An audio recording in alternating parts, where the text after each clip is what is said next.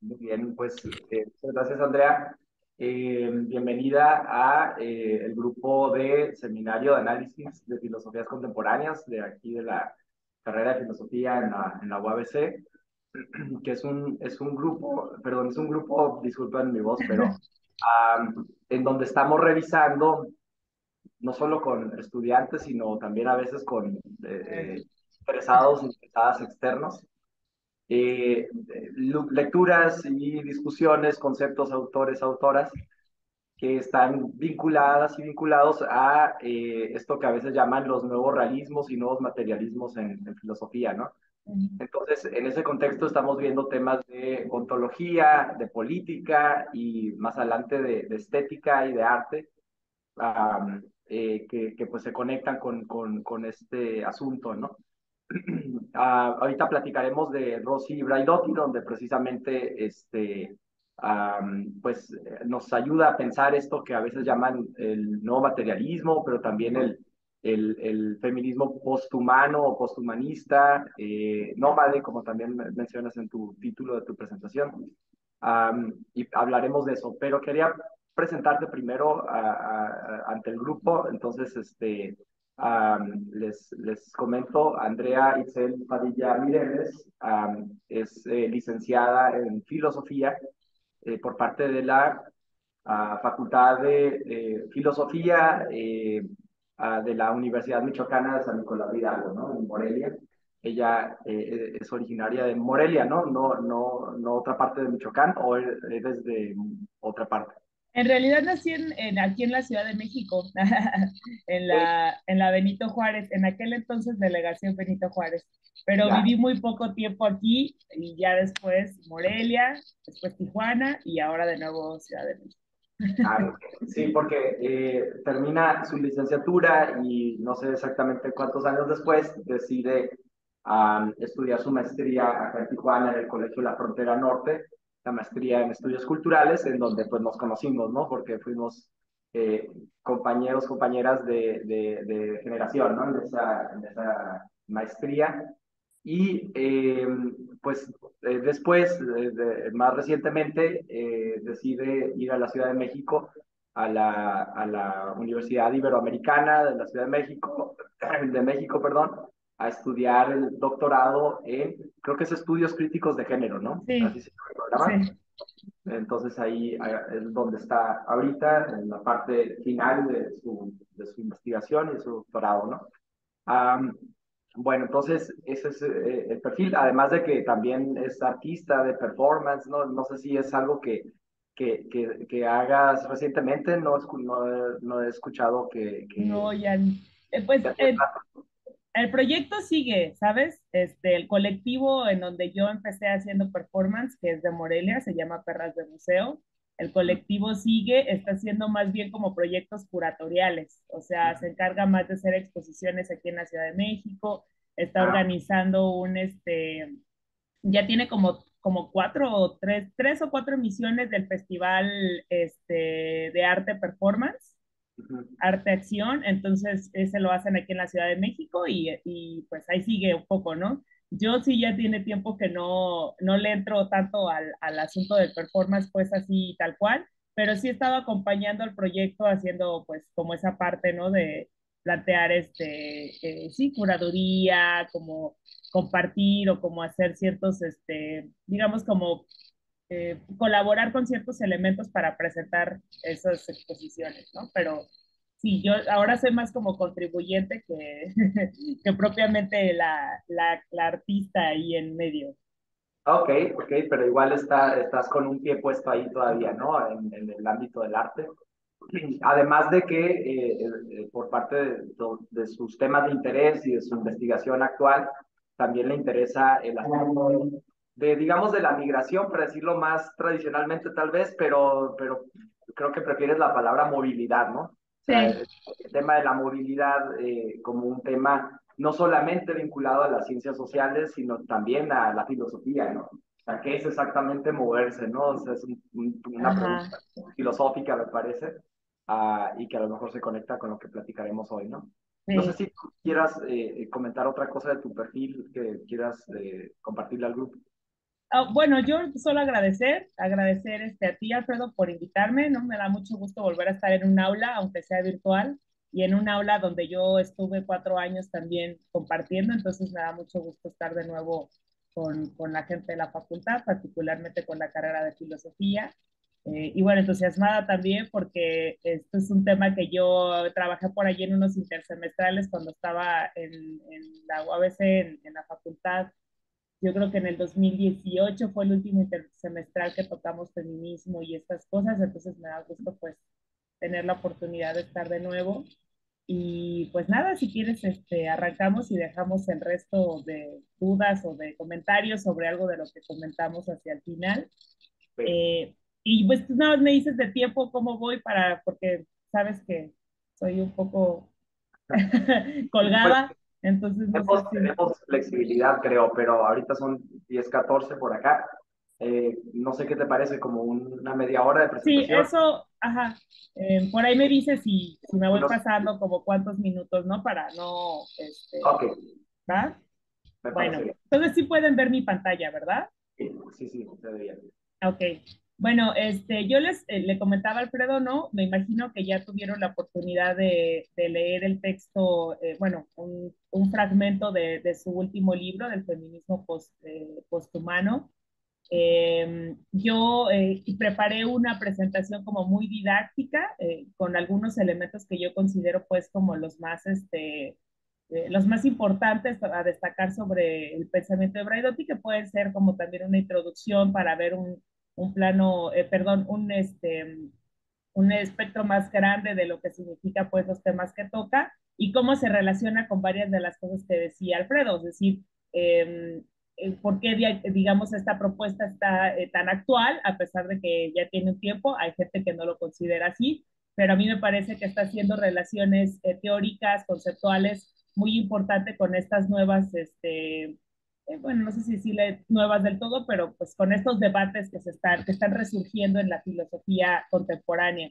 Y bueno, en ese sentido me parece que Rosy Braidotti ha sido una de las personas que sigue subrayando la cuestión de cómo hacer una ética, un pensamiento filosófico ético, desde el feminismo, desde la diferencia, reivindicando todos esos aspectos que a lo largo de la historia de la filosofía fueron tomados como satelitales, periféricos, y definidos en función pues de un pensamiento, de un logos central, muy característico de la filosofía, de la historia de la filosofía en general, y bueno, de la historia, podríamos decir, tanto de la filosofía analítica como de la continental. Entonces, bueno, dos aspectos que ustedes van a encontrar siempre relacionados al pensamiento de Rosy Braidotti es el feminismo, la subjetividad nómada y con ello, digamos, como el resumen, que es algo de lo que ella me parece hace en este último texto del feminismo posthumano,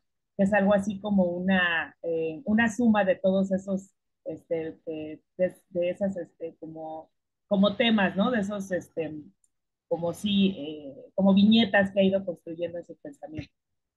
Entonces, bueno, una forma de entrar que no es una cita de Rosy Braidotti, pero que me parece engloba muchísimo de lo que Rosy Braidotti hace y de lo que significa su apuesta filosófica, que eso es fundamental. O sea, yo creo que si nosotras revisamos lo que significa la filosofía cómo ha sido definida como labor, como tarea, como disciplina y al mismo tiempo como un discurso, siempre va a haber en el fondo una necesidad por responder una cuestión ontológica, una cuestión epistemológica, pero que no puede resolverse sin una cuestión ética, ¿no? Eso digo desde Aristóteles, desde Hume, hasta los mismos analíticos, el Círculo de Viena tenía muy presente que hacer filosofía, hablar sobre qué significa la filosofía y estos temas fundamentales que es la metafísica, la ontología, la epistemología no pueden sino estar conectados con una pregunta ética. Entonces creo que esta es una de las reivindicaciones más fuertes del pensamiento de Braidotti, es decir, si nosotros ponemos una pregunta ética de por medio, ya estamos involucrando también aspectos ontológicos y aspectos epistemológicos. Entonces, esta es una cita de Elizabeth Ross también es una feminista, también muy involucrada con esto de las nuevas materialidades o materialismos, no necesariamente como inscrita en esto, porque a veces es una cuestión más editorial que propiamente una, digamos, como un género al que se adscriben las y los filósofos, pero ella viene de esta escuela de Leuciana, ¿no? De la que también comparte Rosy Braidotti, y este es uno de los centros, ¿no? Que creo fundamental para que comprendan cuál es esa apuesta. Entonces, esta cita dice, as we create ontologies that reflect not only or primarily being, but also becoming, esto es, no solamente pensar las ontologías en función de ser tal cual, ¿no? Como nosotros siempre lo hemos entendido en la historia de la filosofía, sino que también es devenir, ¿cierto? Entonces, las ontologías también pueden ser consideradas ontogénesis, eso es lo que ella dice, es decir, principios no decir originales, sino que originan, ¿no? Que están originando constantemente una posibilidad de ser o de describir la realidad. Entonces dice, una ontoética no puede sino ir hacia la pregunta de cómo actuar en el presente y cómo construir un futuro diferente de ese presente, ¿no? Entonces, esta es una de las apuestas más grandes de las filósofas feministas, es decir, si hacemos esta tarea, ¿no? La hacemos principalmente porque confiamos en que ese devenir nos tiene que dar o nos tiene que presentar, ¿verdad? Un horizonte de posibilidad que sea distinto al que vivimos. Y distinto al que vivimos en términos de lo que ha significado no solamente en el área política, las diferencias, las exclusiones que tienen que ver con lo masculino y lo femenino, o lo falogocéntrico y la diferencia, ¿no? Como diría Rosy Braidotti, sino también pensar en qué sentido podemos construir otro pensamiento, ¿no? Un pensamiento que sea más inclusivo, un pensamiento que ayude a construir ese devenir hacia un futuro distinto. Entonces ahí se juega ese pensamiento de Braidotti, ¿saben? O sea, nunca abandona la lucha política de lo que significan los feminismos, que, y para esto creo que es importante tenerlo en cuenta, es decir, una lucha política feminista no involucra solamente a las mujeres, ¿sí? O sea, hay una gran polémica sobre si quién se puede decir feminista o no, pero, perdón, disculpen, es que está un sonido acá. Ya, Sí, y no. entonces, más que eso, ¿verdad? Porque siempre esa pregunta de alguna forma parece dejar a alguien afuera. La cuestión aquí es que esa interrogante nos hace plantearnos una forma de vida completamente diferente y esa forma de vida involucra a todos los entes, no solamente hombres, mujeres, ¿no? Si estamos hablando de estas nuevas formas también identitarias, no solamente estamos hablando de personas que se definen como no binarias, mujeres trans, hombres trans o lo que sea, estamos hablando de todo lo que implica la vida, ¿no? Y creo que en esto, bueno, también hay una apuesta interesante de los nuevos realismos al volver a poner los objetos, a volver a poner la materia en un centro importante de lo que significa la filosofía, ¿no? Entonces, bueno, otra cosa, si tienen alguna pregunta o si quieren interrumpirme, si algo se les hace demasiado abstracto, demasiado raro, confuso, por favor, siéntanse en la confianza de interrumpirme. Bueno, entonces algunos datos, a mí me encanta esta imagen de Rosy Braidotti porque aparte como que captura mucho de su, de su, como, de su ser así italiano, como muy dramática, ¿no? Pero al mismo tiempo pues como muy clara, he tenido la oportunidad de escucharla y es una expositora como que cuenta con elementos, ¿no? Suficientes como para hacer una exposición muy clara, ¿no? Y que tiene todo este bagaje de su conocimiento filosófico, de su crítica filosófica, pero al mismo tiempo como llegando pues a la médula de estos problemas éticos y posthumanos que tenemos actualmente. Entonces, esa es una imagen que me gusta por cómo refleja ese Braidotti así, muy performativo, ¿no? Bueno, entonces ella es italiana, de hecho, ella nació en la Tisana, Italia, en el 54, pero digamos a algo similar a estas historias, ¿no? Como la mía, aunque ella por supuesto migró de formas internacionales, no nada más internas del país. Ella pasa de Italia a Australia. En Australia es donde estudia filosofía. Y esto es importante porque hay una escuela australiana que va a revisar o que sigue como esta tradición feminista más ligada a los materialismos. Y decir materialismo aquí quiero que lo tengan presente porque casi siempre, o bueno, por lo menos hasta cuando yo llegué a la filosofía, el materialismo involucraba a Marx. Y bueno, sí, esto era como más llevar esa tradición, ¿no? De la crítica a la economía política. Pero acá creo que el materialismo resuena más con estas tradiciones que tienen que ver con Spinoza, con Deleuze, y en el caso de Braidotti con Luchi Irigaray, que es una feminista francesa, de hecho mucho más ligada al psicoanálisis, ella es psicoanalista, pero que de alguna forma toma en los aspectos materiales que no se desligan de procesos históricos de esta gran como crítica que construye Marx, ¿no? Es decir, las relaciones de poder dentro de la producción eh, este, a través de la historia, pero que tiene ¿cómo decirle? Un peso específico sobre todos esos aspectos de la vida que quedan al margen o que quedan fuera de esa reflexión de la economía política, de la crítica a la economía política, valga la redundancia o valga como la afronta, ¿no? Más clásica. O sea, ellas tratan de retomar esos aspectos que no quedaron al centro del análisis de la economía política de Marx. Y entonces esto tiene que ver específicamente con aquello que sostiene a la vida que es invisibilizado, ¿no? Y que tiene que ver con los trabajos de cuidado, con los trabajos de los afectos, con todas las cuestiones corporales, de deseos, ¿no? Que de alguna forma no solo no habían sido vistas, esto es importante, sino que habían sido descritas en función de esta centralidad del logos o del varón, ¿no? No sé si alguien, o si ya han tenido oportunidad de acercarse, por ejemplo, a la crítica. Esto es como una escuela francesa que va a dominar, ¿no? El panorama en este sentido. Por ejemplo, el pensamiento de Derrida. Derrida es de los primeros que empieza a poner este concepto, ¿no? Del logocentrismo, del palogocentrismo, que tiene que ver con cómo el pensamiento se ha construido en lo uno, ¿no? En el ser, pero también muy retomando esa crítica heideggeriana, evidentemente todos son inspirados por ese giro ontológico que significa Heidegger, pero que va a tener implicaciones mucho más políticas en el caso de las feministas, ¿no? Entonces ella viene de esa escuela, y lo digo por otra autora que se llama Gatens Moira, se me olvidó su nombre, ¿te acuerdas cómo se llama el creador?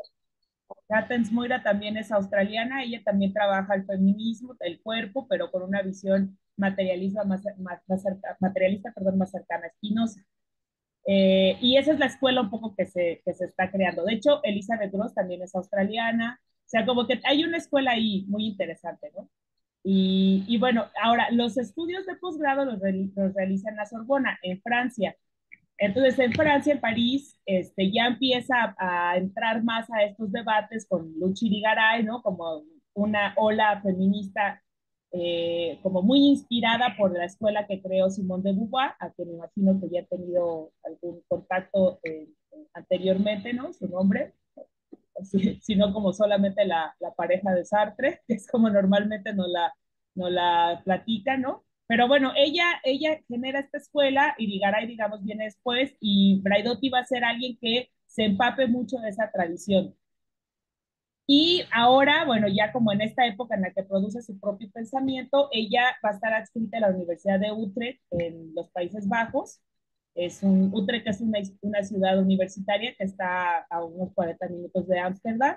Y ella crea, inaugura el Departamento de Estudios de la Mujer. Ahora ya creo que ya ha mutado el nombre, creo que es también Estudios de Género. Y el Centro para las Humanidades de la Universidad de Utrecht, ¿no? Este Centro para las Humanidades es el que sigue haciendo, digamos, como mucho convocatoria para gente alrededor del mundo que de alguna forma se da esta oportunidad, pues, ¿no? De peregrinar hacia la figura de Braidotti, un poco para discutir cuál es el lugar de las humanidades, que eso es otro tema que discute ella y que seguramente leyeron en el texto. Bueno, entonces yo dividí así por cuestiones como pues, didácticas, ¿no? Su pensamiento en tres bloques, aunque no necesariamente son cronológicos. Por ejemplo, la subjetividad nómada la voy a trabajar en dos textos, feminismo, subjetividad nómada y ¿cómo se llama ese otro? ¿Cómo va ese otro? Diferencia sexual. Feminismo, diferencia sexual y subjetividad nómada. Y ese texto, por ejemplo, se publica en español en el 2004, pero responde a su pensamiento desde la publicación en el 91 de Patterns of Dissonance. Son patrones de disonancia, que no se publicó aquí hasta mucho después. O sea, como que la traducción ha un poco hecho unos saltos ahí cronológicos, ¿no? Pero bueno, a mí me parece que este es una forma pues de entender cómo ha ido evolucionando. Primero su reflexión sobre la diferencia sexual y la subjetividad nómada. Después el texto se llama Metamorfosis hacia una teoría materialista del devenir. Es un libro muy bueno, también se lo recomiendo, ya tiene esos años, es del 2002. En español se tradujo en el 2002. Y la última parte que sería la cuestión de lo posthumano, ¿no? Entonces, que sería como del 2013, del 2010 para acá. Entonces, bueno, vamos a empezar. La cuestión de la subjetividad nómade, es si ya han tenido también alguna oportunidad de entrar a la filosofía de Gilles Deleuze y su amigo imaginario Félix Guattari, sabe, ¿no? Como que este es un término que este par utiliza muchísimo, ¿no? ¿A qué responde la cuestión nómada? Bueno, estos asuntos de territorializar, desterritorializar, y que justamente tienen que ver con la movilidad, ¿no? Como sabemos, una de las grandes propuestas de estos autores recae en el asunto de dejar de pensar al pensamiento, digamos, en términos de reflejos de la realidad, ¿no? O sea, como si el pensamiento se alimentara de un mundo real que puede fácilmente abstraerse al pensamiento y que de ahí puede ser conceptualizado, organizado, dicho, hablado, ¿no? Y que entonces queda en este territorio, el pensamiento queda en un territorio fijo, pues que podríamos decir cerebral, ¿no? Aunque los neurocientíficos de ahora seguramente nos darían ahí otras opciones para hablarlo. Pero bueno, el asunto es que ellos, con la cuestión de la desterritorialización y la reterritorialización, lo que proponen es dejar de adscribir al pensamiento en esos términos lógicos, ¿no? Mucho más al estilo clásico aristotélico, o cuestiones lingüísticas, y pensarlo en su cuestión material, es decir, como un devenir, un pensamiento que se hace en raíces, que se hace en conexiones, que se hacen ensamblajes, que se hace pues en estos vínculos que suceden en la vida. Entonces el pensamiento deja de ser una metáfora meramente cerebral, ¿no? Y se convierte en un aspecto material que hacemos, que constituimos, perdón, todos los días. Esto es una de las cosas que va a distinguir al pensamiento de Rossi Braidotti. Pensar en una subjetividad nómada es la apuesta por entender a una subjetividad contemporánea que no se reduzca solamente a una cuestión de lo que en la historia de la filosofía ha sido, pues, el ser en términos de habla, en términos de un logo central, como esta unicidad del ser, ¿no? Para el ejemplo, creo que Hegel puede ser de los más característicos. Si ustedes recuerdan, pues, esta totalidad que había en el ser, lo único que se le negaba al ser era una forma de hacerlo crecer, hacerlo superarse a sí mismo, ¿no? Entonces, de alguna manera, lo que se quiere hacer sobrevivir aquí es la cuestión de la diferencia. O sea, ¿cómo cabe en esta forma de entender a la subjetividad contemporánea esos elementos que a lo largo de la historia de la filosofía no habían sido puestos en el centro, ¿no?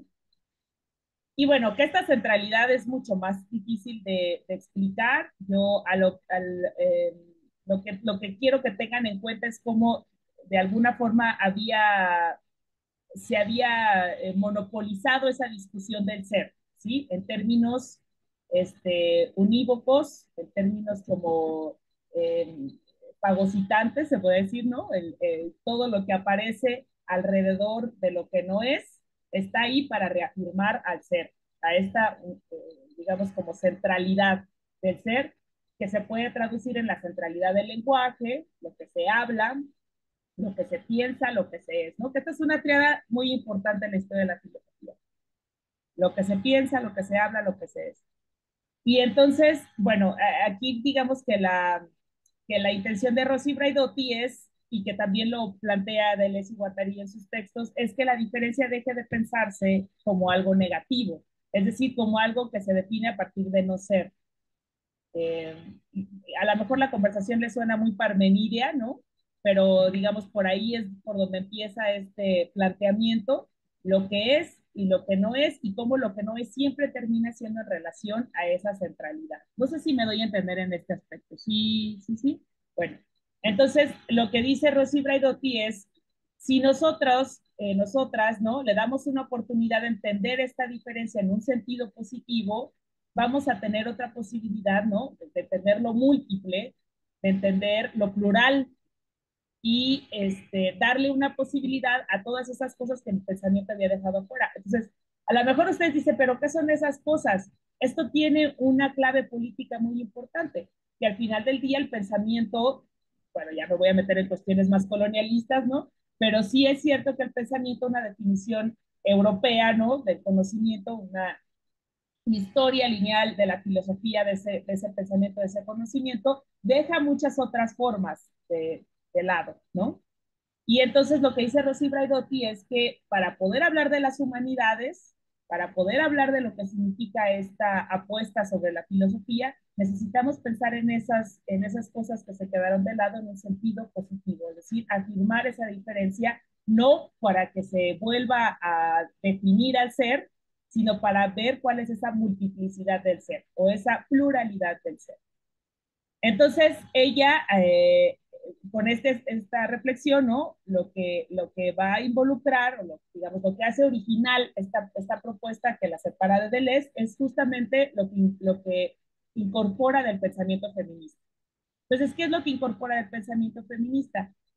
Aquí están dos figuras claves, ¿no? La que puede ser la de Donna Haraway y la de Luchi Vigaray. Y entonces, Donna Haraway, no sé si la hayan escuchado, es una filósofa de la ciencia estadounidense, ¿no? Que tiene, bueno, es muy debatida pues en esas áreas de la ciencia porque de alguna forma está apostando a subjetividades o formas de construir vida, que tiene que ver con estas relaciones con los animales, digamos como un enfoque o con un paralelismo laturiano, no sé si conocen a Latour, pero bueno, es una forma de descentrar la figura del investigador hombre, ¿no? Porque ustedes saben, o bueno, no sé qué tan familiarizados estén, yo hace poco estuve en la casa de mi mamá, ¿no? Y vi una de esas enciclopedias de las que nosotros teníamos que hacer nuestras tareas de secundaria con ese tipo de enciclopedias, ¿no? Y de preparatoria también, de hecho, cuando todavía se acostumbraba a ir a la biblioteca para investigar, porque no teníamos Wikipedia, y ahí es muy clara la leyenda de el hombre, ¿no? En la historia del hombre ha salido tal. Entonces, esto no es una cuestión solo lingüística, ni es una cuestión solo histórica, representa una forma de pensar, una forma de hablar, una forma de constituir esa realidad, ¿sí? Entonces, eso es lo que ella, digamos, quiere desarticular. ¿Cómo se desarticula ese hombre en Universal, ¿no? Que aparte es un hombre europeo, educado, ya sea antropólogo, historiador o filósofo, ¿no? Tiene esa capacidad de pensamiento. Entonces, lo que ella propone es, trayendo estas herramientas feministas, es la política de lo situado, ¿sí? Es la política de la localización. Eso es, ¿dónde estamos ubicados? ¿Cuál es nuestro lugar en la realidad? Y esta realidad, digamos, no en abstracto, sino en términos de lo que hacemos cotidianamente.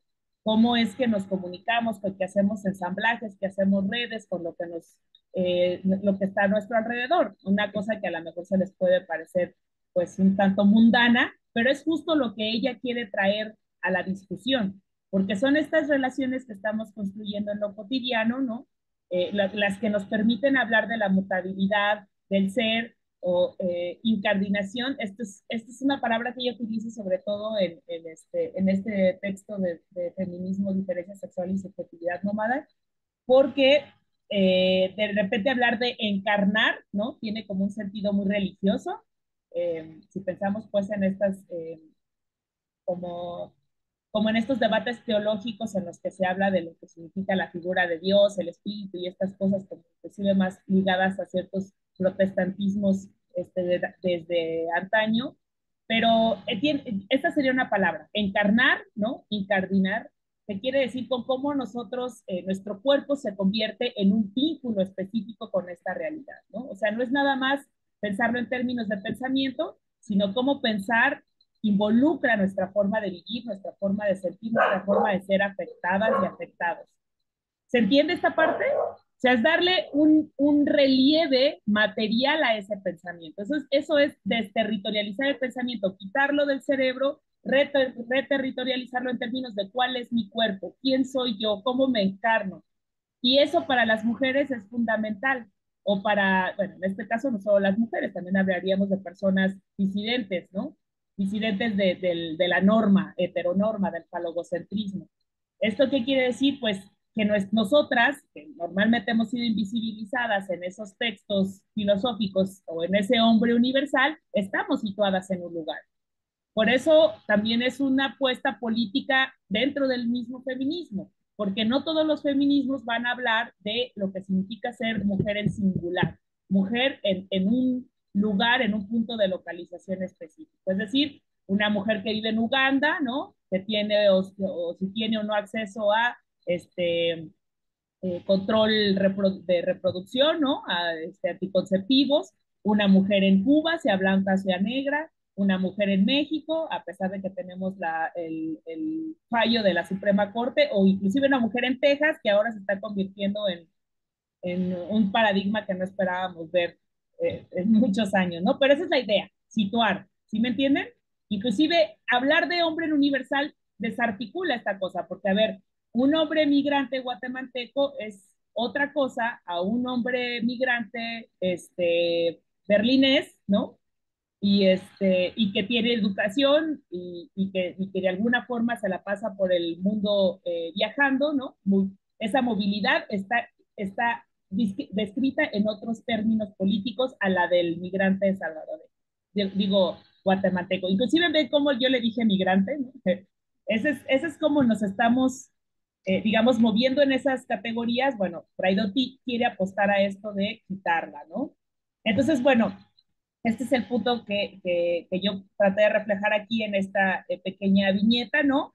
Eh, como unir en esta posibilidad a la crítica feminista al poder en el discurso, pero también como un discurso, aunque un discurso que de alguna forma, y a mí me parece esto muy interesante con la lectura de Braidotti, es un discurso que también está sometido a la crítica, ¿no? Y bueno, a lo mejor crítica suena muy moderno en términos kantianos, pero es una crítica que yo, desde por lo menos el movimiento feminista entiendo, es una crítica colectiva que se hace acompañada, que se hace escuchando, no solo debatiendo, sino escuchando. Esa es la política feminista de la escucha. Y entonces de ahí pensar en cómo transformar estas relaciones de poder. Bueno, entonces aquí el cuerpo también aparece de otra manera. Yo sé que ya para el momento de Braidotti ya hemos tenido varios autores en la historia de la filosofía que han problematizado la cuestión del cuerpo así también como, porque si hay una abstracción del cuerpo, ¿no? El cuerpo así en grande. Y que de alguna forma también nos remite a un cuerpo de varón.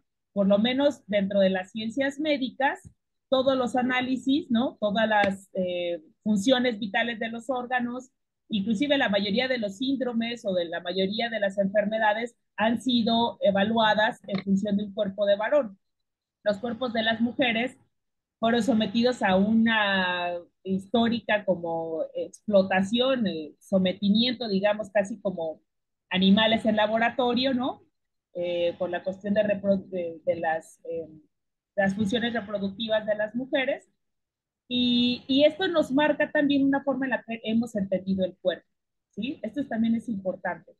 Entonces, sí hay un cuerpo que ha sido problematizado, por lo menos por Merleau-Ponty, pero sí hay un cuerpo dentro de la crítica feminista que trata de ver cuáles han sido esas desigualdades discursivas, históricas, ¿no? Que se inscriben en relaciones de poder que se viven día a día. Por ejemplo, la violencia obstetricia que viven ciertas mujeres, ya sean de comunidades indígenas, ¿no? Que a veces se ven en estos lugares de poder como los centros médicos, que por lo general el ginecólogo siempre tiene como esa, digamos, supremacía sobre el cuerpo de las mujeres. Y esto se los digo como ejemplo, ¿no? Que de alguna manera vuelven a inscribir al cuerpo en ese dominio o en ese logos masculino. Entonces el cuerpo con Rosy Braidotti aparece como un nuevo, como una especie de interfaz, ¿no? También es una palabra que utiliza Elizabeth Ross, entre estos elementos que podríamos decir subjetivos, que ya se separan de esta cuestión lógica de la historia de la filosofía, subjetivos que ya involucran relaciones múltiples, que nunca son solamente pensamiento, involucran afectos, deseos, tal, y es una estructura multifuncional y compleja. De hecho, lo que va a pasar con Rosy Braidotti es que la subjetividad es cuerpo, ¿no? Una corporeidad, diríamos. Y entonces esto dice, es múltiple, porque pues, hay tantos cuerpos, ¿no? Y hay tantas, y eso no quiere decir tantas realidades, pero sí hay tantas formas de entender esta vida, esta posibilidad del ser, ¿no? Desde la diferencia. Bueno, ¿hasta aquí alguna pregunta, duda, algo? ¿No? ¿Se entiende? Me pediste que te avisara a la media hora, pues estamos justo en ese momento. Va, Esto está súper interesante, así que puedes seguirle lo que gustes, hay flexibilidad. Aquí tenemos todavía una hora, digamos, más o menos de clase. ok. Sí, Entonces, voy a tratar de todas formas hacer los siguientes puntos un poco más, un poco más, ¿no? Condensados, para tampoco tomarme tanto. Y aparte creo que ya dije lo importante en términos de cuál va a ser el punto de partida, ¿sí? Entonces ya tomando estos elementos en cuenta, ¿qué es lo que sucede con el cuerpo? El cuerpo nunca es uno solo, y esto es importante tomarlo. O sea, varios de sus textos, Rosy Redetti iba a decir, a lo mejor no es un dato que manejemos en los días cotidianamente. Nuestro hígado, nuestros riñones tienen alrededor de 30 días, ¿no? Regenerándose, es decir, las células normalmente van desechando formas de nuestros órganos y se van constituyendo unas nuevas. ¿Esto qué quiere decir? Que evidentemente no nacimos con el mismo riñón que tenemos ahora y menos con el mismo, los menos con el mismo hígado, en el caso de varias, ¿no? Pero bueno, el asunto es que esta interioridad, ¿no? Como imaginamos el organismo, diría ese cuerpo sin órganos, ¿no? No es el mismo. Esa es la realidad. No tenemos el mismo cuerpo que, que imaginamos desde nuestra historia pasada hasta acá. ¿Sí se entiende? Pero en términos de identidad, en términos de subjetividad, eso pesa, porque nosotros somos quienes somos, nosotras somos quienes somos, ¿cierto? Cuando nos preguntan quiénes somos, cuando decimos no me gusta el hígado, no me gusta la cerveza clara, no me gusta tal, no, estamos confiados de eso, eso soy yo, decimos. Y ni me digan el día de la mexicanidad aquí en cerca de donde yo vivo, que es, la gente está segurísima de cuál es su ser mexicano, ¿verdad? ¿Pero por qué? Porque a nivel subjetividad y corporeidad, eso tiene otro matiz distinto a lo que significa la realidad material. Esto no quiere decir que sean incompatibles y que estén separadas, pero es cierto que tenemos una forma como muy segura de cómo fijar esas identidades, ¿verdad? Y esto es lo que le interesa a Rosy Braidotti, qué significa pensarnos de esta manera, más en un mundo en el que diría Bauman, ¿no? Todo es líquido, o las identidades empiezan a caerse, crear unas formas más porosas de ser, unas formas más móviles de ser. Entonces, la clave aquí está en que el cuerpo sirve como cartografía, es decir, va generando territorio, va generando caminos. Y esta cartografía, por lo menos desde la perspectiva mil mesetas, ¿no? De Félix Guattari y de Gilles Deleuze, significa que es una cartografía y no una copia. ¿Qué quiere decir esto? Que las cartografías se borran y se vuelven a hacer. ¿Sí? Hay una cuestión de movilidad, hay una cuestión de volver a generar, de volver a hacer, y de dejar de pensar al espacio en términos tan literales, tan euclidianos. Es una cuestión de devenir, digamos, ¿no? Materialista que tiene que ver con cómo construimos ese espacio y cómo construimos esas relaciones vitales. Entonces, ese es digamos, el amasijo, ¿no? Que entiende Rosy Braidotti al momento de pensar la subjetividad y el cuerpo, ¿no?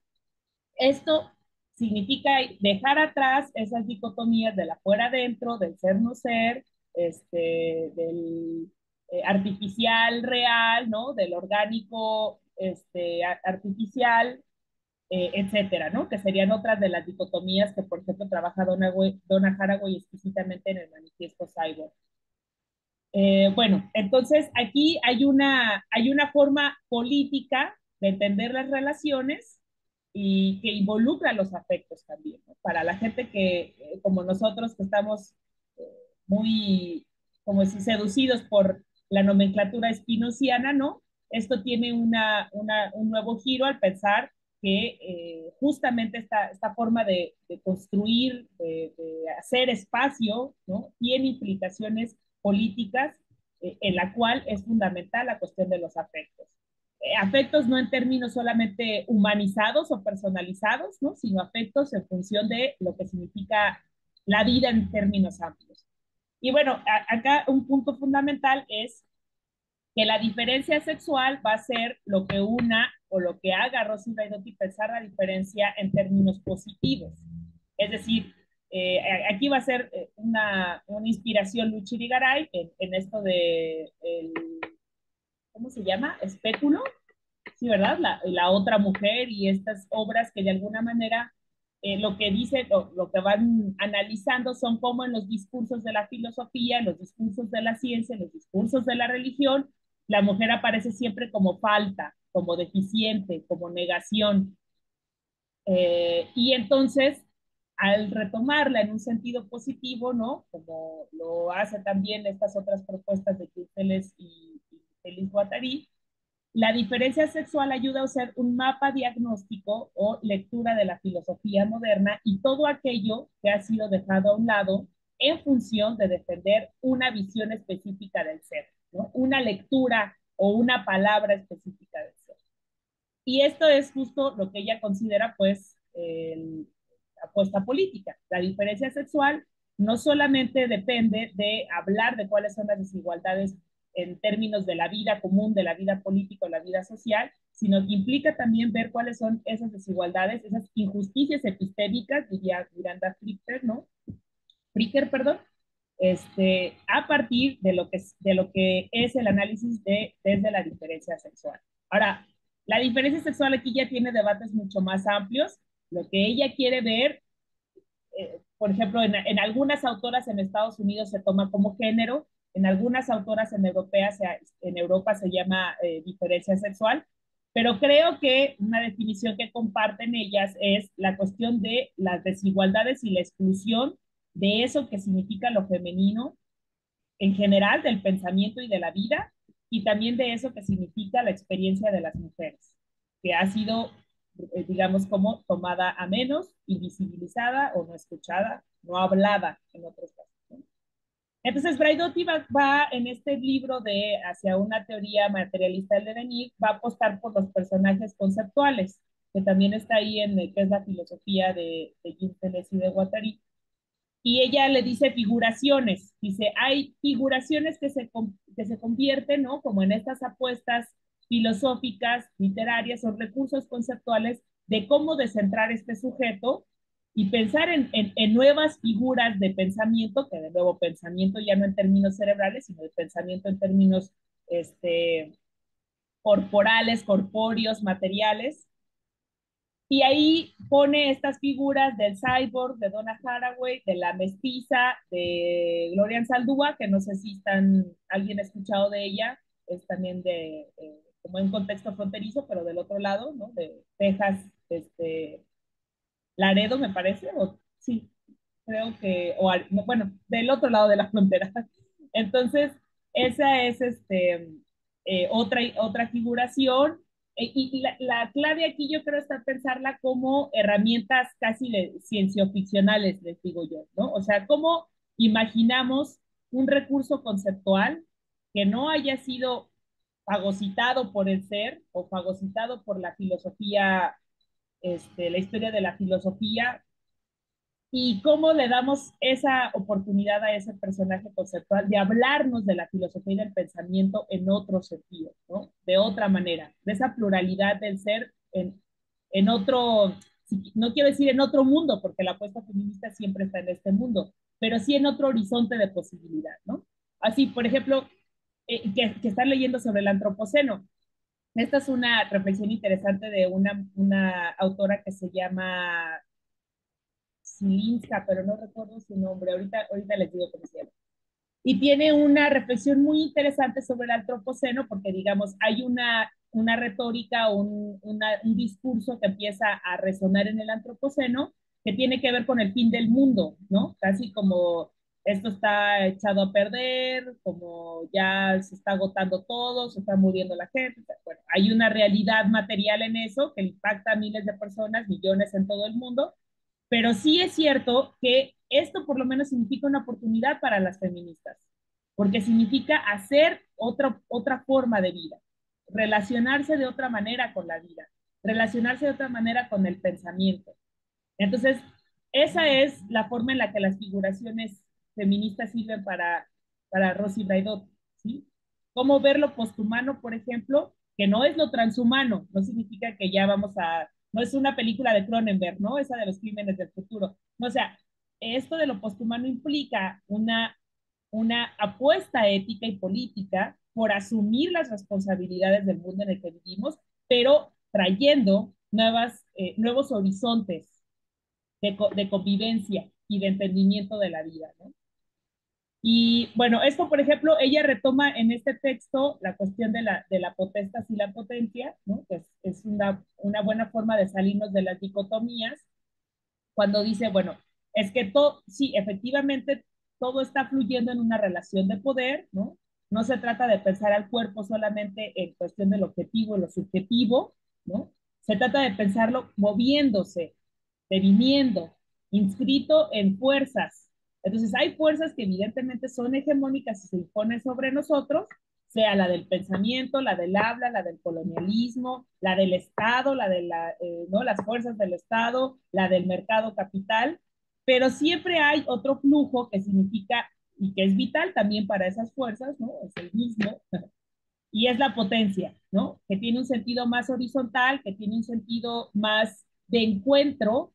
A lo mejor estas palabras les suenan muy cursis, pero por lo menos en la apuesta política es fundamental y están al centro, perdón, en la apuesta política feminista son fundamentales y están al centro del debate y tienen que ver con la empatía, con el acompañamiento, con el cuidado, con el querer, o sea, no quiero decir amor porque eso ya es Badiou y un poco, ¿no?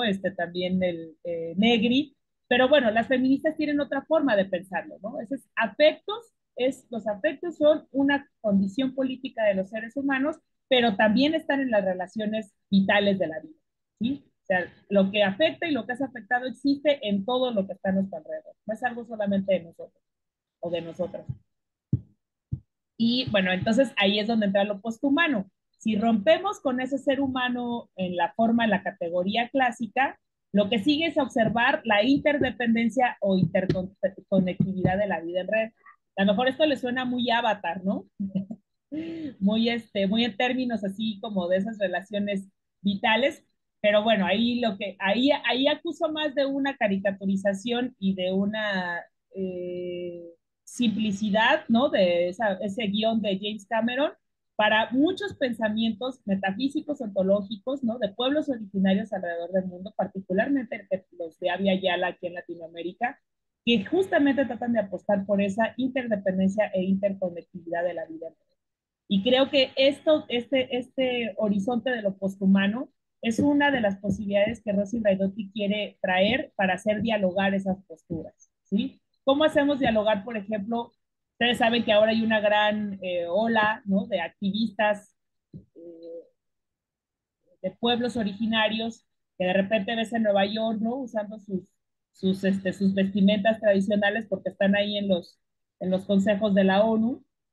Y esto no es algo que ahora suceda porque sean más inclusivos. Esto está sucediendo porque a esos pueblos son a los que les está impactando más la cuestión del calentamiento global, la extracción de recursos naturales. Entonces, esta es una forma en la que Rosy Bedotti dice, lo posthumano tiene que traer de nuevo esa crítica, hacerla dialogar y generar o trazar proyectos para transformar esas relaciones de poder. ¿Sí? Entonces, aquí el énfasis es en que el capitalismo no solamente sucede como un modo de producción, es la extracción de la vida en un sentido amplio. Se alimenta de esa extracción de la vida en un sentido amplio. Y lo que el capitalismo hace es que se adelanta a la crítica. Entonces, mientras nosotras seguimos debatiendo sobre qué es el capitalismo, ¿no? Y no necesariamente en cómo terminarlo, el capitalismo avanza porque ve vida antes para poder seguir viviendo. ¿No? Entonces, esto es lo que ella llama la convergencia posthumana, este momento actual en el que tanto los elementos de lo que significa vivir nos han traído un punto histórico en el que se está viendo más la debacle ambiental, pero al mismo tiempo, cómo impacta a las poblaciones de manera diferenciada. O sea, todos sabemos que Elon Musk no se preocupa por si su casa se inunde, ¿no? Como en esa película de Parásitos ay, se me olvidó su nombre, del director surcoreano ¿no? O sea, no sé, los ricos no viven esa diferenciación ambiental, esa diferenciación de la vida, esa diferenciación afectiva, no la viven igual. ¿Por qué? Pues porque estamos inscritos en esta forma en la que lo posthumano, ¿no? Este sistema, digamos, capitalismo, capitalista de la extracción de la vida, tiene consecuencias distintas para las mujeres, para las personas disidentes, para las personas en precariedad, para las personas de pueblos originarios, o sea, hay diferenciación de esa extracción de la vida. ¿Sí se entiende lo que estoy diciendo ahí? Que me imagino que ya lo leyeron también en ese texto, ¿no? Entonces, bueno, aquí creo que lo último que hay que destacar es que ella rescata la potencia de la imaginación, una imaginación que ya no se queda solamente en esta forma espinociana, digamos, como de principio dictamen de la realidad. La imaginación también implica formas de existir, ¿no? Formas de crear. Eso es muy importante en la literatura feminista, la ciencia ficción. ¿Cómo imaginamos un mundo diferente? Y esto es muy importante porque la ciencia ficción fue inaugurada por una mujer, Mary Shelley y Frankenstein, ¿no? Entonces, bueno, ahí está esa. Y hay una forma distinta entonces de pensar la política, los derechos, porque esto de los derechos lo tenemos muy institucionalizado, ¿no? Muy visto desde lo ilustrado, pero los derechos tienen que adquirir otra forma, otra movilidad, digamos, ¿no? Otra forma de moverse o de entenderse inscritos en una relación más amplia, que no solo depende de lo que nos diga un papel o de lo que nos diga el Estado. Los derechos tienen también una nueva oportunidad para platicarse, para debatir y de pensarse pues con los flujos de poder, pero pensando en esas corporeidades, en dónde están inscritas y quiénes son, ¿no? Cómo les cruzan diferentes fronteras. Entonces, ahí está la clave, ¿no? La cartografía, la localización, los cuerpos situados. Y esto, pues, es finalmente la apuesta para una nueva posibilidad de las humanidades, una que ya no hable de el hombre o de la humanidad, sino que pueda hablar de estas relaciones encarnadas, incardinadas, ¿no? Situadas y su posibilidad de transformar las relaciones de poder y estas grandes hegemonías, ¿no? Y bueno, aquí les comparto algo de su buena hondez, que tuve la oportunidad de conocer en el 2019, ¿no? Y es buena onda. Y bueno, como transmitirles un poco de lo que ella me ha transmitido a mí, que es como ese amor por pensar que podemos vivir un mundo diferente, en esa amor por pensar que podemos transformar las cosas, el amor por las mujeres, ¿no? Porque somos lesbianas ambas. Entonces, creo que eso es algo de lo que involucra el pensamiento de Rosy Nairobi, ¿no? Así, grandote. Y bueno, somos posibles cualquiera, ese sería el horizonte, ¿no? Nada más hay que buscar la forma de poder hacerlo, llevarlo a cabo. Y ya, eso sería todo de mi parte, que me colgué. No, pero pues estuvo súper interesante. Muchas gracias, Andrea. Yo, antes de pasar la voz aquí al grupo y si tienen algún comentario o pregunta para que vayan ahí formulándola mentalmente o por escrito como gusten. A propósito de lo que nos compartió, pero quizá también a propósito de la lectura que ya antes platicábamos un poco, ¿no? Yo nada más subrayaría una cosa que creo que nos ayuda a pensar bastante en esta segunda unidad del curso, ¿no? Que es el tema de la política. Eh, Subrayaría lo que menciona al principio Andrea, de que Braidotti y en general como estas corrientes feministas nos ayudan a pensar cómo es que no necesariamente, no sé cómo tú lo formules, pero yo lo parafraseo un poco así, ¿no? No necesariamente es que primero es la ontología, como de hecho clásicamente se plantea, ¿no? Como la prima filosofía, como la filosofía primera, y La luego, dura, perdón, la dura, ¿no? la Como dura, ¿no? Como el inicio duro de la filosofía, y luego entonces averiguamos qué consecuencias tiene la ética, qué consecuencias tiene la política, sino que hay una, como una interrelación, una correlación, no sé si es la palabra, pero una dependencia de inicio, no digamos como posterior entre ética y ontología, ¿no? O sea, pues estuvo apareciendo mucho Spinoza hoy y pues con él podemos recordarlo claramente, ¿no? O sea, su libro más importante de ontología es ética, ¿no? O sea, es el libro de ética, ¿no? Entonces no hay una cosa separada de la otra en Spinoza y vemos que en el feminismo también, ¿no? Es una situación.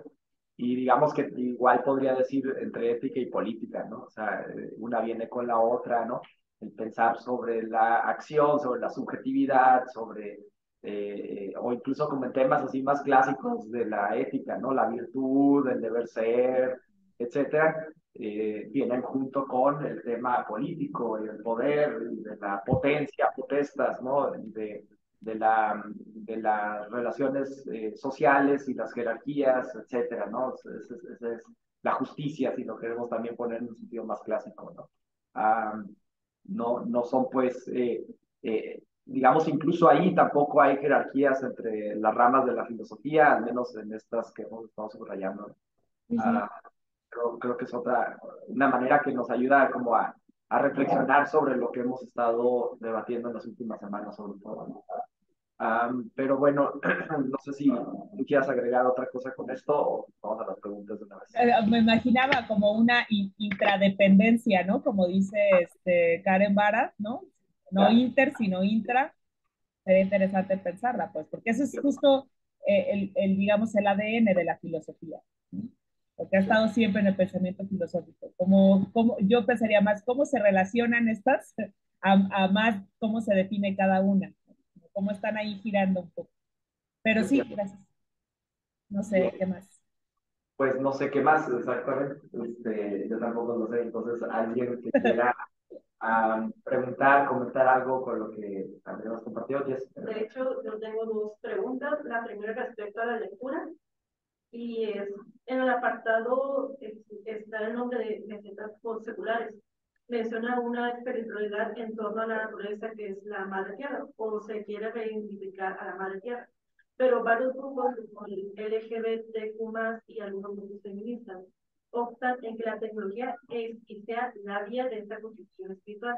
Y la pregunta es, ¿a qué se refiere o qué ejemplos me podrían dar en este apartado vía espiritual hacia estas tecnofeministas?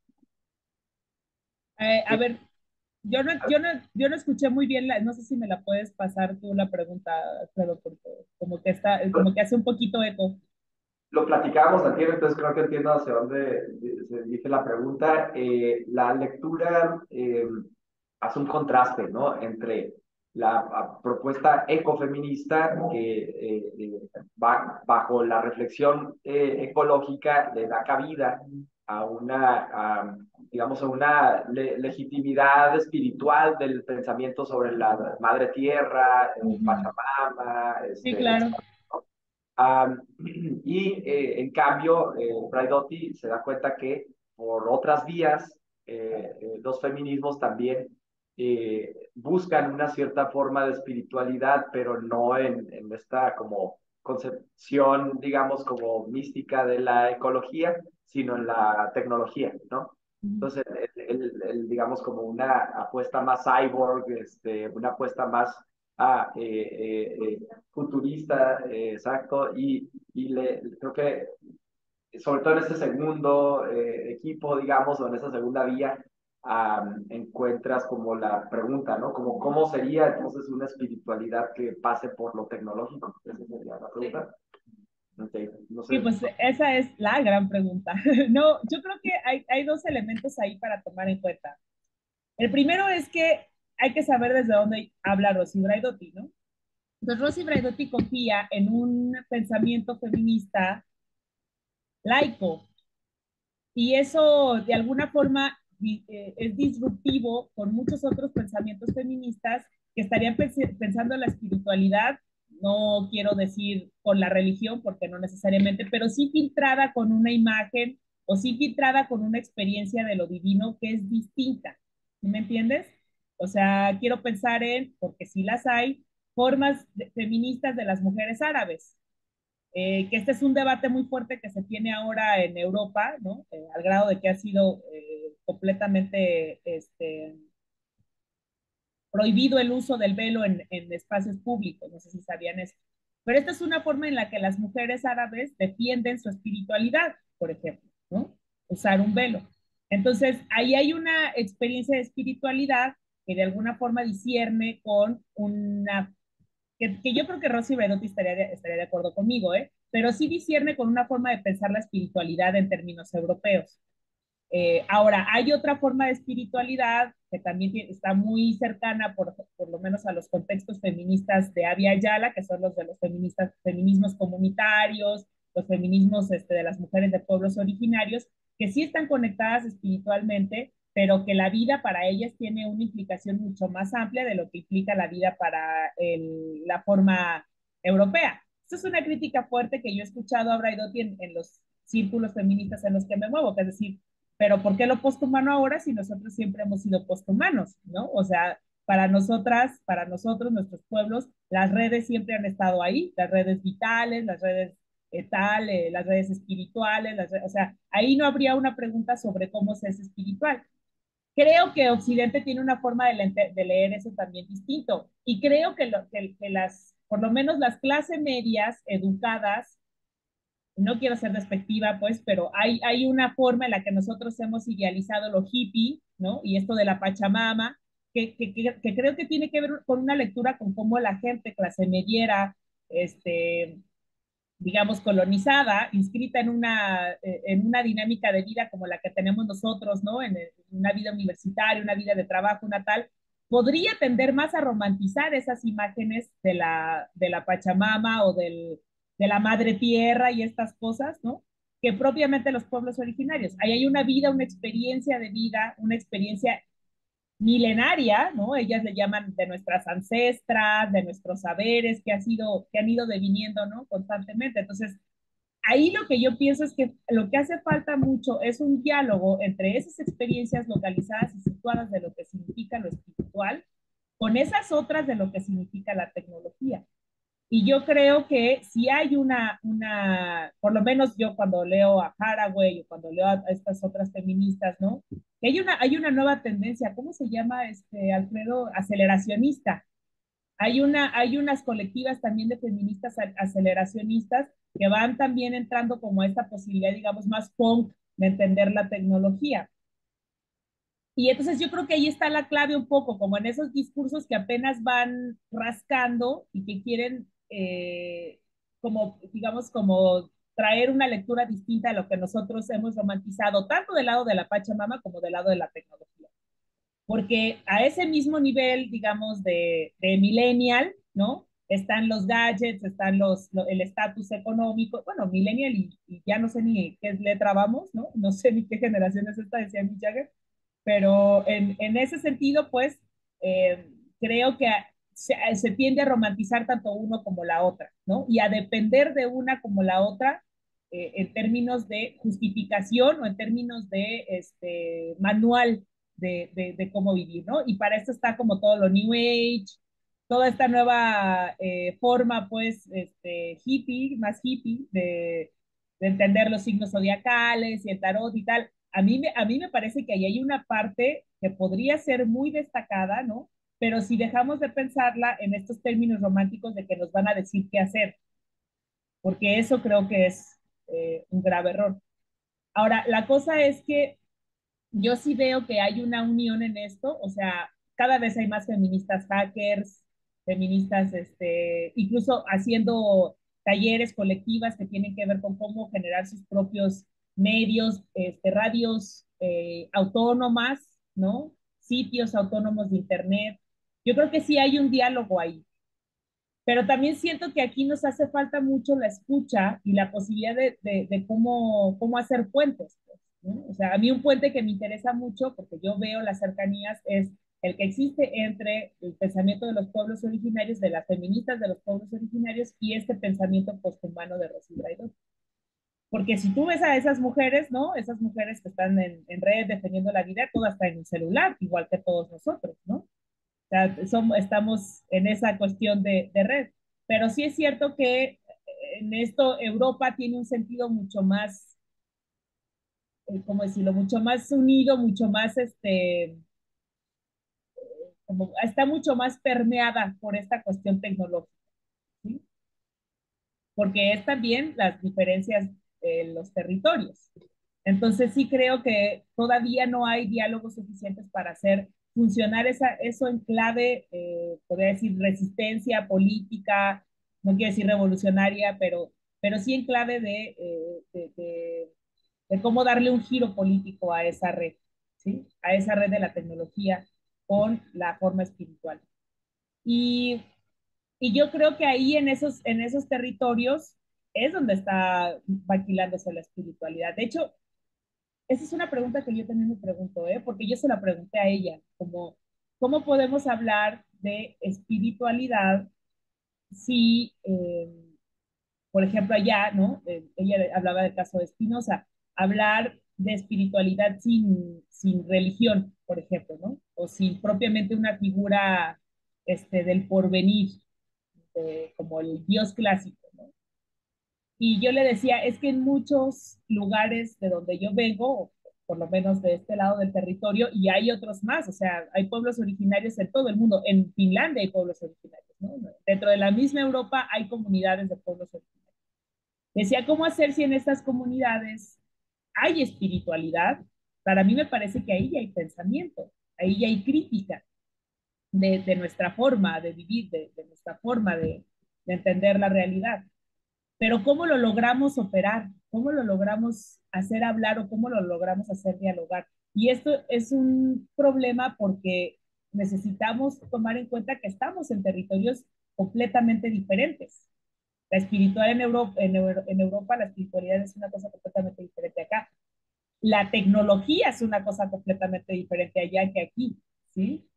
Inclusive, o sea, hablando de tecnología en términos más amplios como Foucault, eso también podría ser entendido completamente distinto acá.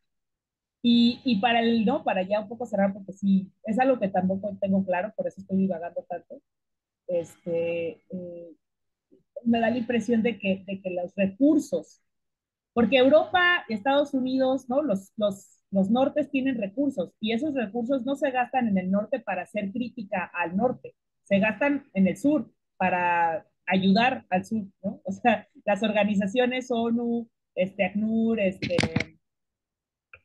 pues no sé, todas estas grandes organizaciones, ¿no? Los recursos son para gastar al sur.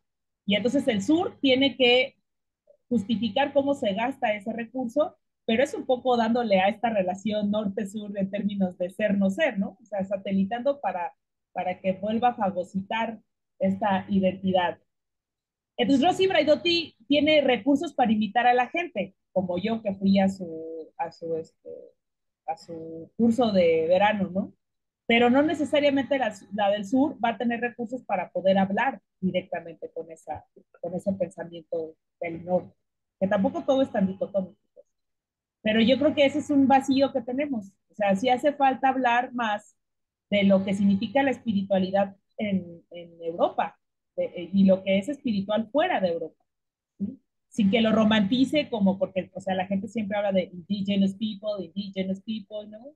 Y es como, como decía Spike, ¿no? Spike, ¿cómo se llama el director negro? Spike Lee, sí, ¿no? Que te haces este mito del negro mágico, ¿no? El negro místico, pero es un invento del blanco. Pues la espiritualidad no es eso nada más. Pero ¿cómo hacemos ese debate? Y yo creo que eso todavía está por pasar. Todavía no tenemos muy claro. Pues, o sea, no. Lo interesante aquí es que creo que Rosy Baidotti no piensa que tenga todas las respuestas, pero este es un camino que hay que construir. O sea, sí necesitamos despojar a la espiritualidad de este halo romántico que le hemos puesto, sobre todo los consumidores clase medieros, sí, porque yo creo que ahí es donde está un poco como ese problema. Y no dejar hablar a las personas espirituales, claro que no, o sea, y cómo entender, cómo escuchar esa espiritualidad que ha estado pasando por milenios en muchísimas partes del mundo y cómo hacerla dialogar con aquella gente que confía en que no se trata de abandonar la tecnología o negar la tecnología, sino de incorporarla a un cambio vital. Eso es lo que piensa Reagan. O sea, la tecnología tiene que ser parte funcional, parte fundamental de una apuesta por cambiar el mundo. ¿Más o menos? ¿O Sí, pero algo? No, bueno, no sé si la compañera haya sentido que nada más le di vueltas a su respuesta, a su pregunta.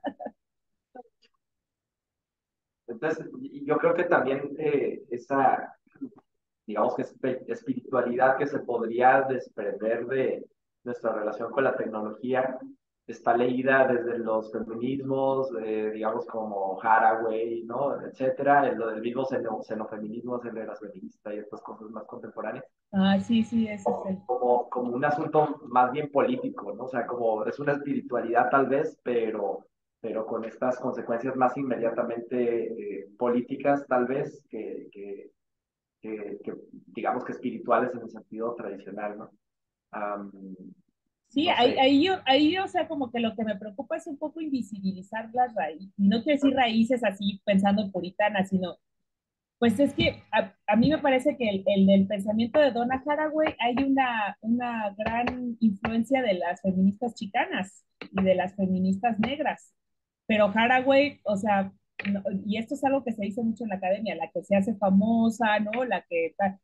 A mí no me parece que Haraway nunca no le da crédito, ni me parece que esté explotando, ni que esté, ¿cómo se dice esto? Haciendo un ejercicio extractivista de estas mujeres, para nada. De hecho, Haraway me parece muy respetable porque sigue haciendo redes y sigue trabajando con investigadoras y con comunidades que no pertenecen a ese norte feminista estadounidense, porque también hay un feminismo blanco muy, ¿no? Muy ahí. Pero la cosa es que sí se invisibiliza un poco el papel de estas mujeres cuya espiritualidad ha sido fundamental para resistir. O sea, a las mujeres negras sobrevivientes de esa esclavitud de siglos, su forma de hacer cultura, su forma de pensar en Dios, su forma de pensar en lo divino, es una forma de resistencia. Igual que a las mujeres de pueblos originarios de México, de Guatemala, de las Amazonas, esa espiritualidad es política. Entonces, a mí me da la impresión de que sí necesito, o bueno, yo por lo menos, ¿no? Me da la impresión de que esas apuestas filosóficas que se dicen posthumanas o que responden pues a este nuevo paradigma, también necesitan acercarse a escuchar a esas espiritualidades de años, de milenios. Y esa es una de las cosas que en la filosofía creo que cuesta mucho trabajo, ¿no? Y eso es culpa de Sócrates, porque en sus diálogos, eso es lo que dice Zizek, ¿no? O sea, Sócrates, pues, le vale si le contestas o no, él ya tiene un punto y lo va a, y lo va a defender, ¿no? O sea, ese diálogo es tramposo. Entonces yo sí creo que ahí hizo falta escuchar a una feminista en los diálogos de Platón, ¿no? Que Diotima no es feminista necesariamente, pero es una mujer al final de cuentas. Bien, ¿qué más? No sé si otra, hay otra No, intervención. ok. La segunda es respecto a lo que mencionó. ¿Sí me escuchan? Sí, solo que hace como un poco de eco porque estás más lejos, pero sí, a ver, dime.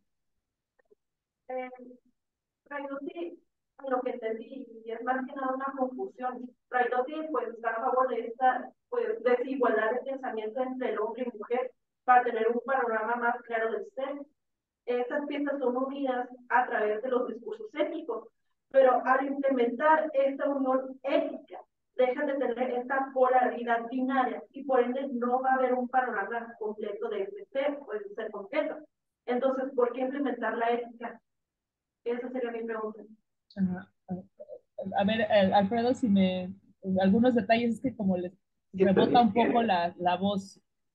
O no sé si quieras acercarte para hacer tu pregunta, pero Vela. Sí, mejor si se acerca a ella, es que, ajá, porque como que siento que no la logro escuchar. ¿Se entendía algo de que... No, mejor repítemela.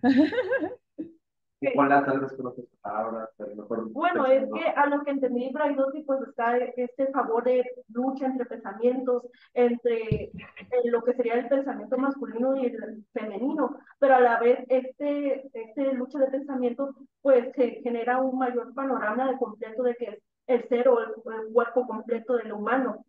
Pero a lo que veo es que esta unión entre cuerpos está unida a través de los discursos éticos, de los discursos políticos.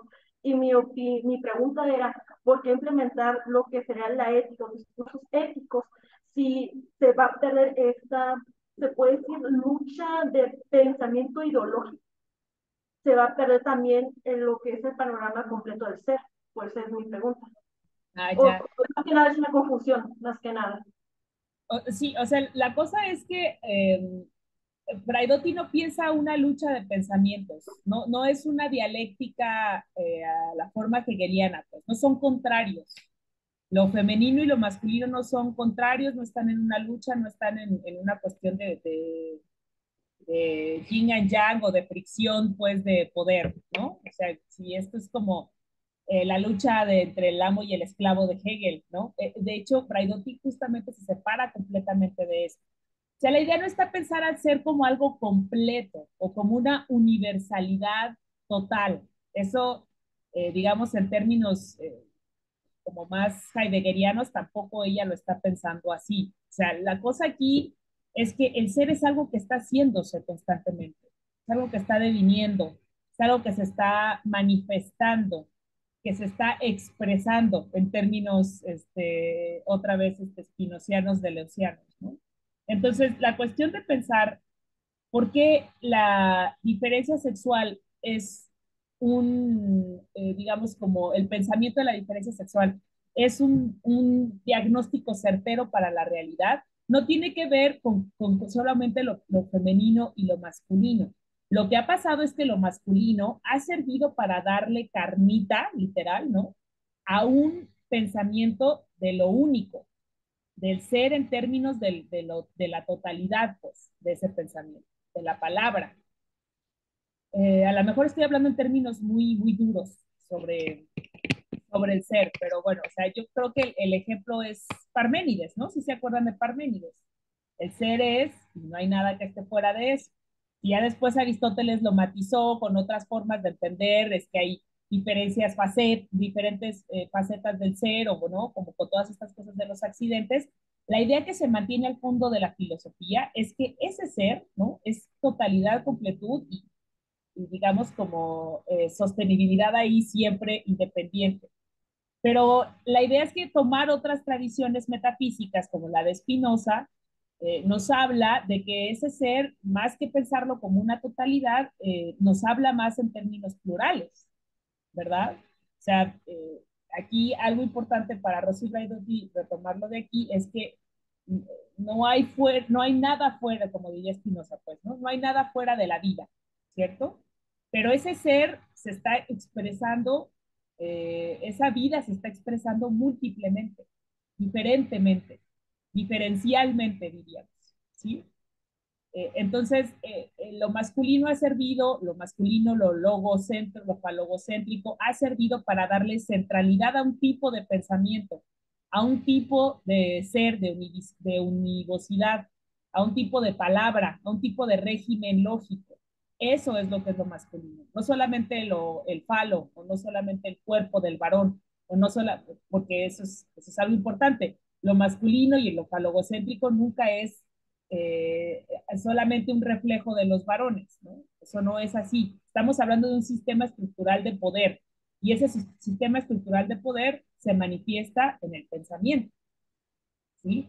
Y en la realidad política, por supuesto, ¿no? Las leyes, el acceso a servicios, el Estado-nación, todo está filtrado por ese pensamiento.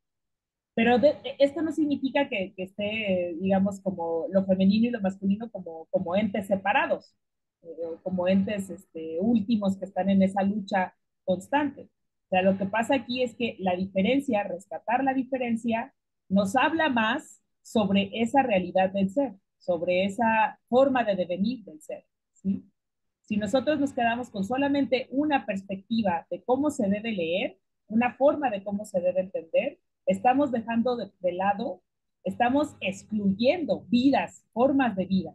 Esa es la realidad. O sea, es un término como mucho más discutido ahora desde las propuestas de colonialistas, lo que ha significado una forma de pensamiento que también estuvo involucrada la filosofía, ¿no? En ese pensamiento moderno que fue colonialista, que ayudó a exterminar comunidades completas. Ese es un problema ético y es un problema en el que la filosofía estuvo involucrada, pues. O sea, sí, sí quiero que entiendan esta parte de que la filosofía no está exenta de la vida política, pues, no vive en otro lugar aparte. Yo sé que nos han acostumbrado a pensar que estamos en un lugar en el que las ideas son, ¿no?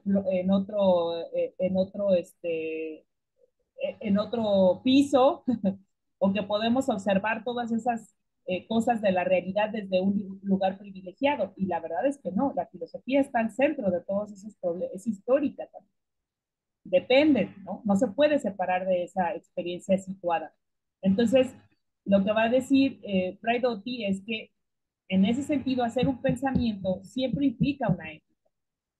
Entonces, la ética no es que nos vaya, no es que nos tape de una, o que nos deje, que solamente se encargue de un área de la vida, ¿no? No, depende de cómo vivimos, ¿no? La ética es fundamental por eso, porque es una forma de cómo vivir, de cómo relacionarnos con lo que está a nuestro alrededor, todo lo que está a nuestro alrededor.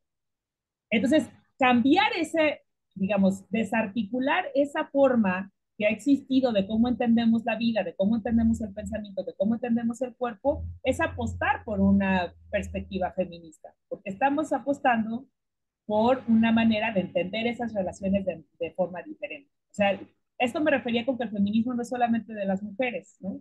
O no solamente depende de una experiencia femenina. Es una manera de cómo desarticular esas formas de poder y tratar de hacer otras más justas, más vivibles. No me gusta decir más democráticas, pero sí más amplias, ¿no? Más al alcance de todas las personas. Es ahí donde se estaría jugando esta apuesta feminista, no por dejar de lado un pensamiento masculino o un pensamiento de varones, claro que no. De hecho, ustedes saben que ahora existe esta área completa de pensamiento que se llaman las masculinidades. Las masculinidades son un área que surge de los estudios feministas y de los estudios de género. ¿Sí? No se trata de pensar que estamos dejando algo fuera, ¿no? La idea es que esa forma que ha construido históricamente lo que es hombre y lo que es masculino se ha sustentado en formas de poder desiguales, violentas, ¿no? Extractivistas, tal. Esto hace partícipes a todas las personas, claro que de mayor o menor medida, no solamente a las mujeres, no solamente a los hombres, ¿sí? Entonces, no hay una lucha ahí, eso es importante, no es una forma dialéctica, es una forma de descentralizar, de desplazar. Entonces, ahí volviendo a la cuestión de la movilidad, ¿cómo nos movemos de ese territorio que nos ha colonizado y que nos ha falogocentrizado, ¿no? Falogo construido en esa función de pensar de esta manera. Y esto, mira, Sueli Rolnik, que también es psicoanalista y también está muy vinculada a las escuelas de Gilles Deleuze y Félix Guattari, lo llega a decir de esta manera: a todos nos gustaría pensar que no somos racistas, ¿verdad? No, yo no soy racista. O bueno, por lo menos a todas las personas que nos dedicamos de cierta manera a esta área y que vemos problemas con cómo se generan estas desigualdades en función de color de piel, en función de sexo, en función de género, en función de preferencias sexuales, en función de clases económicas, etcétera. A todos nos gustaría pensar que no, que yo no soy racista porque ya sé que es racismo, porque yo sí trato a las personas bien, pero es que no es algo que podamos transformar solamente con aprenderlo o con saber de eso, ¿no? Es algo que está inscrito en nuestro cuerpo, en quiénes somos. O sea, cuando yo me veo al espejo y me digo, ay, no, qué fea me veo porque me veo muy morena, ¿no? Eso pasa con muchas personas. Esas son maneras en las que nuestra subjetividad ha sido colonizada. Entonces, a nosotras, mujeres que nos dedicamos a un pensamiento que ha sido masculino, que ha sido masculino por dos cosas, por la mayoritaria presencia de hombres que se dedican, por ejemplo, a la ciencia, perdón, a la filosofía dura, ¿no? O sea, si hay filósofas que se dediquen a la metafísica, a la ontología, no las escuchamos, no sabemos, son hasta momentos más recientes, ¿no? Que sabemos de ellas, y que las ubicamos siempre más por esta tendencia a hablar sobre lo femenino, ¿no? O sobre la presencia de las mujeres, porque estamos cruzadas por eso, por lo menos a mí me pasa. Entonces, no se trata de pensar, ¿no? Que si yo, me, si yo empiezo a entrar a esta teoría feminista, entonces estoy dejando de lado una conversación, porque creo que muchas personas tienen ese estigma, por lo menos en filosofía, ¿no? Dedicarte al feminismo parece ser dedicarte a un problema menor y como, ¿cómo se dice? Residual, ¿no? Suplementario. Pero la verdad es que eso está en el centro. O sea, hay ontología feminista, hay metafísica feminista, hay política feminista, hay ética feminista, ¿no? Y todas esas están marcadas por muchísimas disciplinas, muchísimas herramientas y muchísimas personas que se sitúan en lugares distintos, mujeres que se sitúan en lugares distintos. Pues yo creo que esa es la clave, ¿no? No pensar que nos dedicamos a algo dejando otra cosa, ¿no? Es que en el centro está la necesidad, diría Braidotti, de desarticular esta centralidad del ser, esta centralidad del falogocéntrico, ¿no? Del pensamiento falogocéntrico, y comenzar a pensar de otras maneras. Eso toma tiempo, pero si no lo hacemos, si no empezamos a hacerlo, pues vamos a seguir diciendo, no, es que yo no soy machista, ¿no? O, no, es que yo no soy yo no discrimino a las personas por su clase social. No, cuando tú tienes que hacer trabajo de campo con personas en situación de calle, vas a sentir que sí estás cruzado por una, ¿sabes? Porque esa es la realidad. Estamos viviendo en una sociedad que nos hace, nos lima, nos forma de esta manera subjetivamente.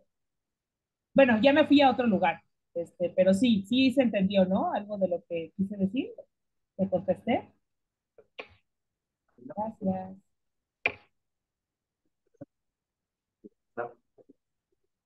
Andrea, buenas, solo quería preguntar por... ¡Ay, Christopher!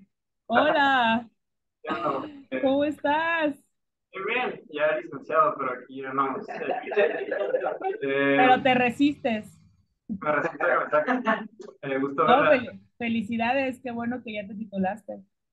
Espero que usted también. Muy bien, nomás tengo una pregunta breve a propósito de esta idea de descentralizar, ¿no? Y cómo generar otro tipo de dinámicas sociales que sean, pues, distintas, generar modos de vida y de muerte, como dice Braidotti, también distintos, o que reconozcan las realidades no humanas, ¿no? Y todos estos aspectos.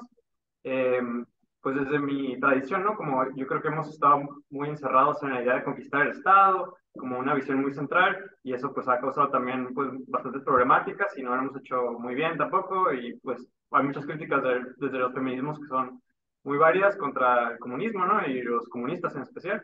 Entonces, pues, para aprender más desde las perspectivas diferentes, si nos pudiera usted comentar a lo mejor como qué formas de descentralizar estos espacios o estas dinámicas, como desde lo que ha observado usted, le parecen como más efectivas o formas así como, no sé, aprendizajes, ¿no? De este tipo de procesos para, pues, la liberación de las mujeres y en general también pues, de las especies no humanas y de la naturaleza, ¿no?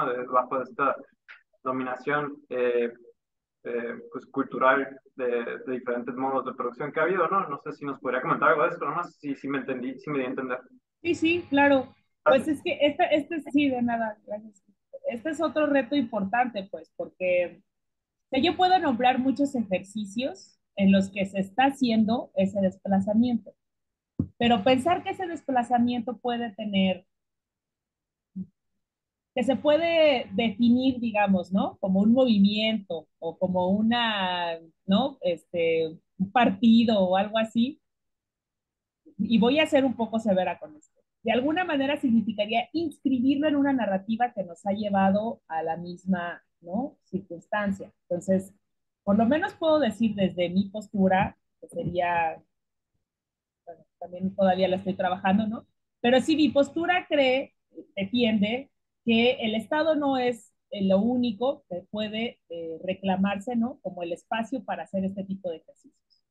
Sobre todo por la cuestión de que las mujeres por mucho tiempo vivieron sin un Estado que las ayudara o que las escuchara, ¿no? Las controlaba, ¿no? Como muchos siguen haciendo hasta el momento, pero eso también ha hecho que las mujeres, y voy a hablar aquí como muy generalmente, ¿no?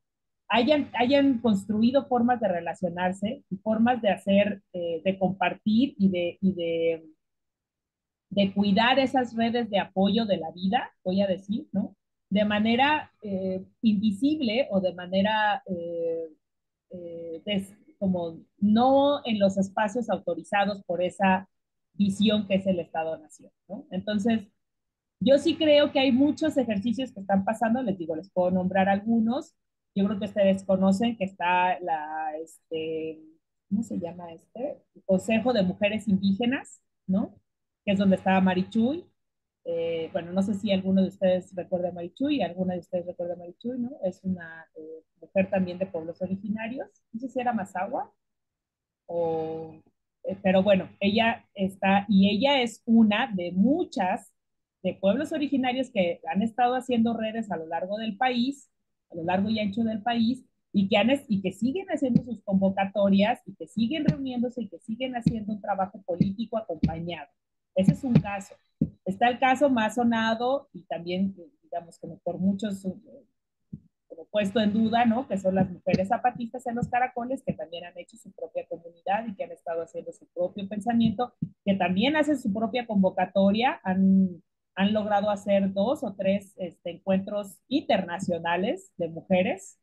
Están muy interesantes también esas formas de compartir saberes, formas de escuchar otra vez, formas de aprender, porque son talleres, son fiestas, son comidas, son compartir todo eso, ¿no? Es un poco las estrategias que las mujeres tuvimos que echar a andar a lo largo de la historia porque el Estado no nos daba espacio, ¿sí? Entonces, están otros que son, digamos, como más frontales.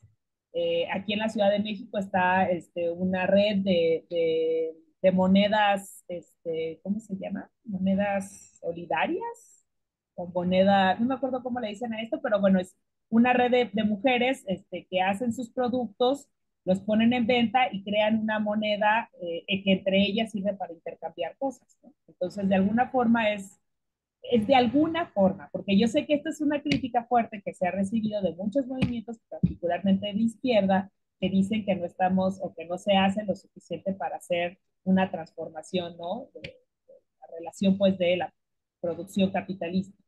Pero estas mujeres lo que hacen es hacer una moneda, ¿no? Que entre ellas funciona, que se intercambian servicios, se intercambian cosas que son vitales para la vida y que ellas pueden de alguna forma poner a andar, poner en circulación, sin depender del capital, digamos, oficial, ¿no? Porque el capital es otra ficción, nada más que es una fuerte, que nos ha costado muchísimo, pero sí hay formas de vida, pues. Entonces, yo creo firmemente que hay formas de vida fuera del capitalismo y que hay formas de vida fuera del Estado-Nación. Pero sí creo que si las queremos ver así en grande, como la nueva posibilidad de transformar a todo, vamos a volver a inscribirnos en una narrativa que nos dice cómo hay que transformar eso. Y todos o sea, para mí esto es una grave, o sea, todos los países, inclusive todas las regiones, tienen dinámicas diferentes. Entonces, no creo que solamente se trate de llevar un ejercicio y pensar que esta es la respuesta feminista para transformarlo todo. Yo creo que la apuesta es, y esto es en lo que confían firmemente las feministas, confiamos firmemente las feministas, es que hay que dialogar, hay que encontrarnos, hay que escucharnos, hay que generar prácticas colectivas que puedan en red ir haciendo cambios. porque nosotras ya, por lo menos las que lo intentaron en su momento, agarrar el fusil e irse al cerro, ¿no? Las que lo intentaron en su momento también no fueron muy tomadas en cuenta, se dieron cuenta que eso no transformó las relaciones de género, ¿no? Las feministas, por lo menos las bolcheviques, ¿no? Las rusas, se dieron cuenta de que la revolución no cambió las relaciones de género. En Cuba, aunque ya haya una legalización de los matrimonios entre personas del mismo sexo, sigue habiendo homofobia. Entonces, eso no depende de una ley o de un modelo que nos diga que eso va a cambiar. Son las prácticas éticas situadas las que pueden hacer esa transformación. Entonces, yo les doy ejemplos, porque sí los hay, pero pues de ahí a lo que cada una puede hacer, ahí es donde tenemos que empezar a escarbar, compañeras y compañeros. Ahí es donde se tiene que empezar a hacer la diferencia.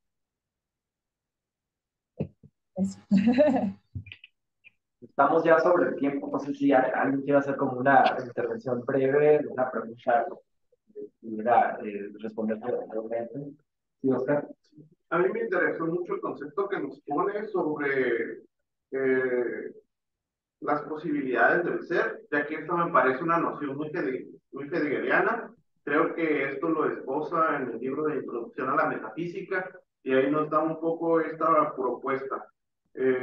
Y por otra parte, pienso en este sentido de las posibilidades del ser, como borrar esas barreras geográficas que se nos imponen a través de no poder socializar con aquellos conocimientos que no solamente son del mundo europeo, sino del mundo en general, ya que esto creo que puede posibilitar la forma de tener una experiencia del ser pues más unida con el mundo en su totalidad. Eso sería solamente mi única aportación en cuanto a lo que usted nos mencionaba de, este, de la posibilidad del ser.